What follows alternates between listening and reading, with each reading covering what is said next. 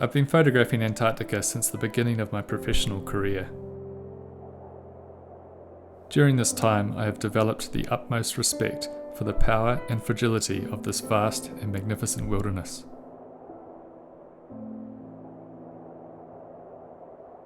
Antarctica is many things. It's silent, yet deafening. Gentle, but deadly. Beautiful, and terrifying. It's a dynamic continent, incomprehensible in scale and complex in structure. Down here, nothing is stationary. The only constant is change. Over the years documenting Antarctica with my camera, nothing has been more evident than this constant change. It's not only evident in nature, with changes in ocean temperatures, weather patterns, ice volumes and wildlife populations, but also in tourism, which has increased tremendously, last season bringing over 50,000 tourists to the Antarctic Peninsula alone. Another noticeable and increasingly evident change in this period has been the recovery of the humpback whale populations on the Antarctic Peninsula after industrial whaling almost wiped them out.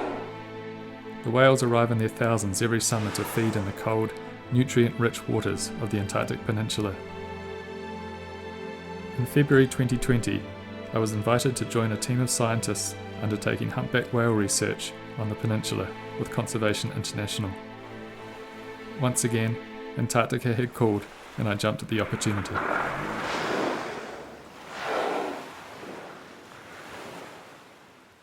There's no easy way to get to Antarctica, and by far the most affordable is to go by ship. And that usually involves crossing the Drake Passage, which is a 600-mile wide gap between the Andes and the Antarctic Peninsula. So you have the entire Southern Ocean squeezing through this tiny gap, and it's notorious for having some of the roughest seas on the planet.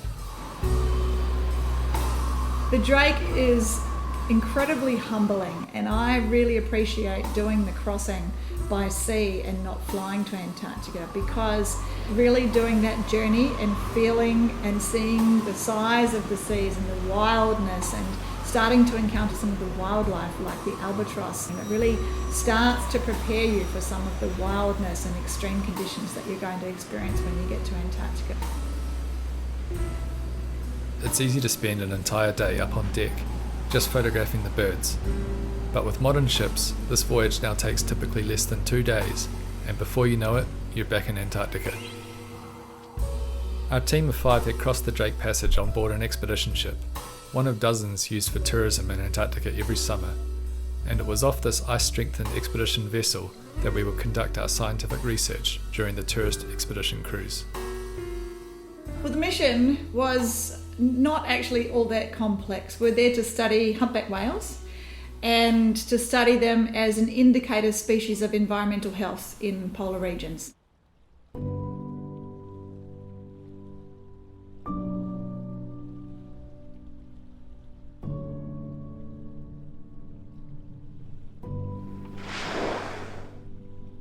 My job on the team was to be behind the camera and photographing whales' tails and documenting the behaviours that we encountered down there in order to contribute to the photo identification of the animals.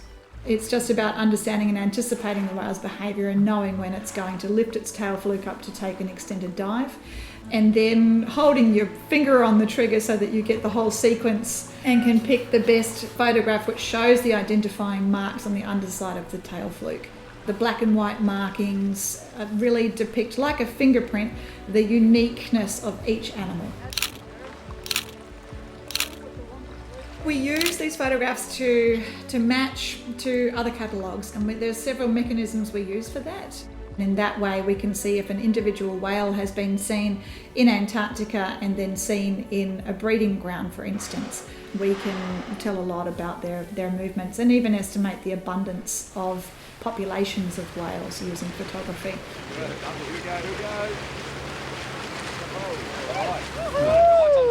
Nice nice fluke.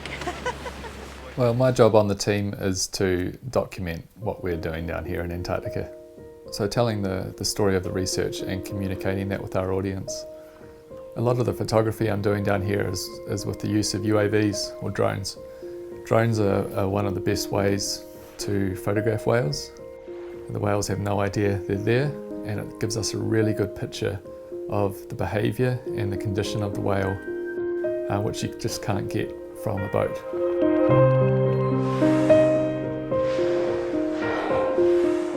It's become a really powerful tool in the observation of whale behaviour.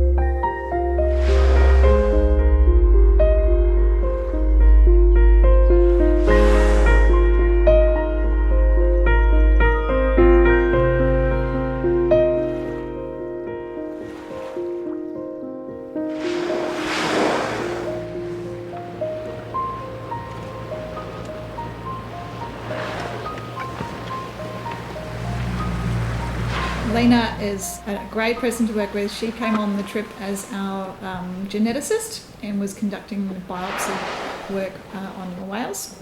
So getting a biopsy sample from a whale requires quite a few things to align. Obviously, first you have to find a whale and get close to it, but the whale also has to cooperate to some extent. So the whale has to tolerate you coming close to it, and it needs to stick enough of its body out of the water for you to be able to get a biopsy. Come on, up. Oh, he's actually looking pretty sketchy, isn't he? He's like right in front of us. Oh. So usually we wait for them to do what's called a round out, where they curve their back as they go dive, because that's the biggest target, and then you have the best chances of getting your shot.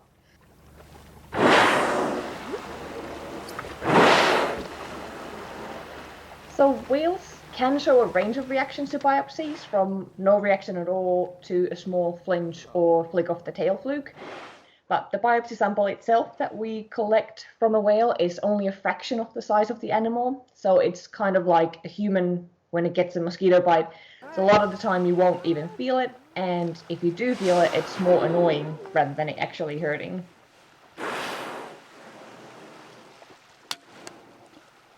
So that whale is a whale that we've now got a dorsal fin, a fluke ID, and a biopsy. The small piece of skin and blubber that we collect through a biopsy can tell us quite a lot about the whale. So for example, we can obtain the sex of the whale, and we can genetically identify each individual animal. And by analyzing the sample for stable isotopes, we can tell what the whale has been eating. And by analyzing the hormones found in the blubber, we can tell, for example, if the whale's pregnant. So wait for the wedge. Yep, either one. For this project, we are focusing on understanding the connectivity to breeding regions, so identifying which breeding grounds the biopsied whales came from, and looking at population structure as well. And we will also use the biopsy data to look at the physiological change in the whales in response to fluctuating prey availability in the Antarctic, as well as measuring the levels of persistent organic pollutants in the whale's tissue. Oh, yep.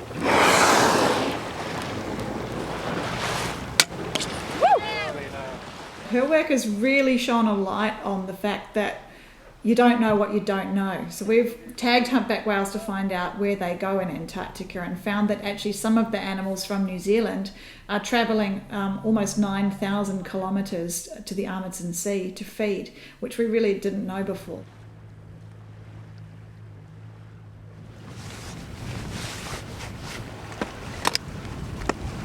Will's the acoustician working for California Ocean Alliance.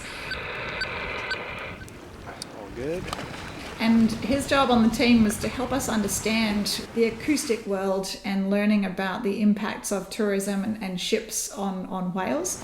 Yeah, so we're deploying the sound trap hydrophone in one of the enclosed bays here in Marguerite Bay. Gonna have this recording about a mile or a mile and a half from where they're doing their passenger landing and see if we're picking up the Zodiacs this far inside of the enclosed bay. So we'll let it drift out here for a couple of hours while we go look for whales and collect some useful baseline data in the meantime. Tourism in Antarctica is growing. I think last season, or the season of 2018-19, there was around 55,000 Antarctic tourists, of which around 44,000 actually went ashore. Most of the Antarctic tour operators, or a large part of them, are preparing to launch new ships. So we will be in essentially, doubling the amount of tourists that are going to Antarctica in the next 3 to 5 years. There are plans for that industry to grow quite substantially, and I don't know that we are prepared for managing the impacts at that scale. Antarctica is just an incredible place to photograph. Even though I've been coming here nearly 20 years, there's always something down here that you've never seen before, and that keeps you coming back. The one day we were out and we noticed these whales were starting to feed on the surface.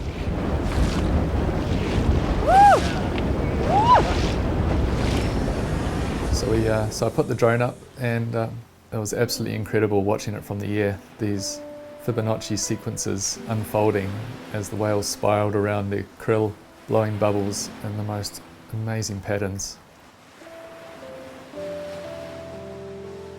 Watching this unfold in real time brought tears to my eyes. It was hard to concentrate on photography when you were looking at something just so incredibly beautiful unfolding right in front of you.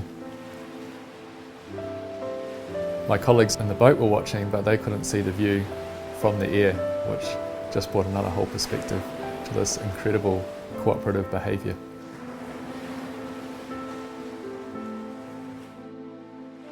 Bubble netting is extraordinary to encounter because it really requires coordination between animals.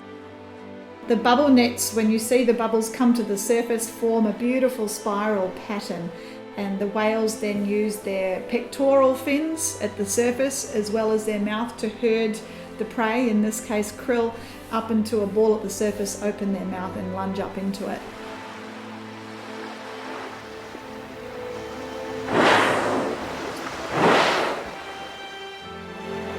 Quite often when you're flying a drone down here, you can't see the whales until they're right on the surface. So you've usually got a matter of seconds to locate them in camera, get your drone overhead before they disappear again. One of the best ways to find out where the whales are going to surface is to watch the birds.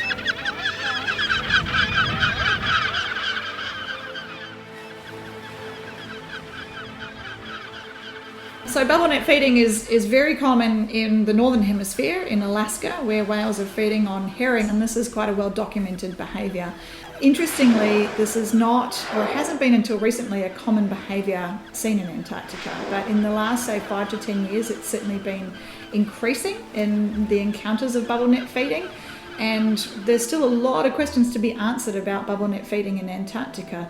For instance, do the whales do this kind of collaborative feeding in years of low prey yield? Like when there's less krill, do the whales have to cooperate to find their food? These are the sorts of questions that we're trying to answer by looking and studying the feeding behaviours of humpback whales in their Antarctic feeding grounds.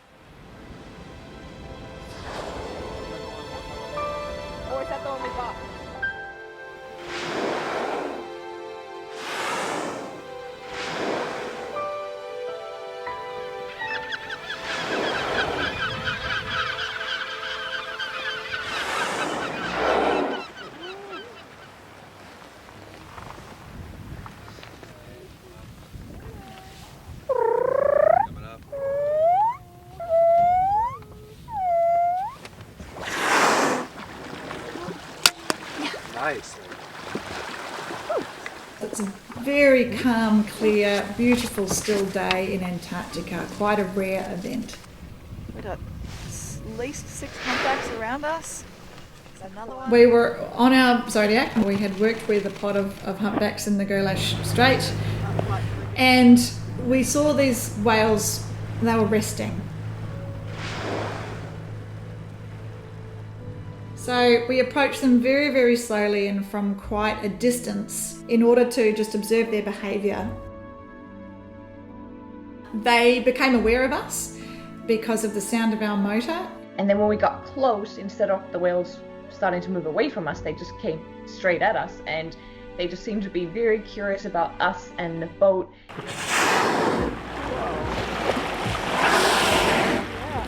There wasn't much going on at this point in the Oestreich. We were probably the most exciting thing that was happening just then.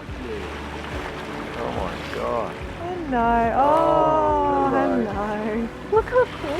Yeah, it's really staring at us. Hello. Beautiful. The whales came to us and circled around to take a look, and there was one of the 3 animals that almost took the boat to be theirs, and it looked as if he was trying to keep the other whales away from us. He or she was always within a few meters of our vessel for about an hour. We couldn't have moved if we'd tried to, because the animal was showing so much interest in us. It was going right underneath the vessel, turning on its side, looking at the vessel, but looking at us. It was literally less than a metre away and could very clearly see us.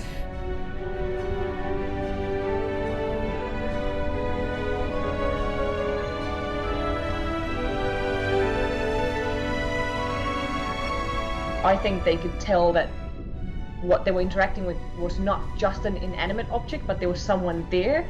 So then, as we were moving and doing something, they were trying to communicate back by mimicking similar behaviour.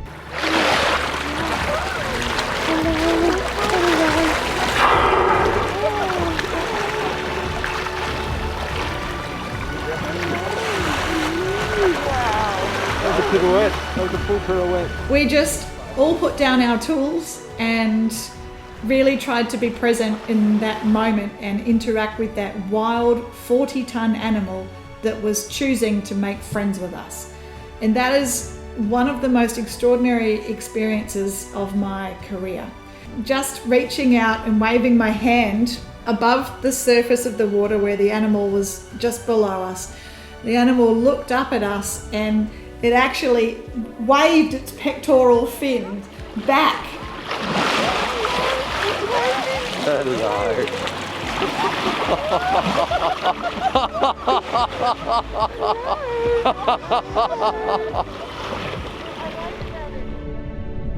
Actually, I didn't feel scared, even though at a couple of points when you're looking at them really close, you only then realize how big they are. But I've spent quite a bit of time with humpbacks, and humpback whales are quite amazing in the sense that they have great grasp of the space around them, and they know exactly where they are and how close they are. So whenever those whales nudged the boat, it would have been so gentle that the boat barely even moved. They knew exactly where their body was, they knew exactly where the boat was and how to avoid it. So I actually, wasn't scared, just excited.